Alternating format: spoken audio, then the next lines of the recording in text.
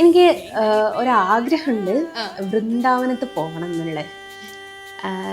കാരണം എന്താ വെച്ചാൽ എല്ലാവരും പറഞ്ഞു കേട്ട് വൃന്ദാവനം എന്ന് പറയുന്നത് അവിടുത്തെ ഒരു മണൽത്തരിയാണെങ്കിൽ പോലും അത്രമേൽ പ്രിയപ്പെട്ടതാണെന്നൊക്കെ കേട്ടിട്ടുണ്ട്. അപ്പം വൃന്ദാവനത്ത് പോകുന്ന കാലത്ത് ഞാനൊരു കൃഷ്ണനെയും രാധനെയും വരച്ച് കൊടുക്കണം എന്നൊരാഗ്രഹമുണ്ട്.